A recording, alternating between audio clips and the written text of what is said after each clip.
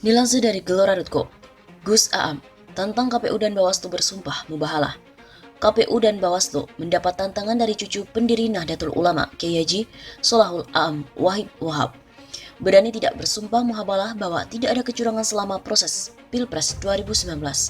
Tantangan ini disampaikan pria yang disapa Gus Aam itu pada hari Jumat 3 Mei.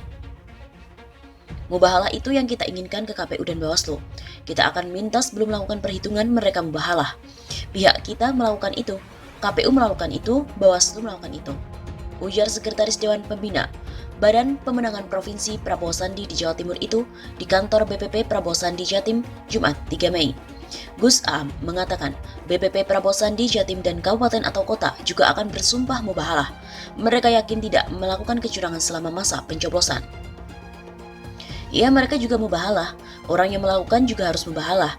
Nanti yang semua kabupaten kita minta mulai melakukan itu, katanya.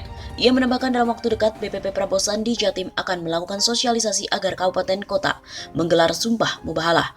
Dalam waktu dekat, sumpah mubahalah akan dilakukan BPP Jatim dan Kota Surabaya. Sebenarnya keputusan sudah ada, hanya tinggal kita mensosialisasikan ke masing-masing kabupaten. Kemarin kita minta di Sampang, tapi kita tidak tahu bagaimana. Masalahnya orang KPU tidak mau, ada penolakan. Tambahnya, Gus Aam mengatakan sumpah mubahalah akan digelar bersama ulama yang mengerti proses tersebut. Sumpah tersebut akan membawa dampak yang dahsyat bagi orang yang bersumpah tetapi melakukan kecurangan.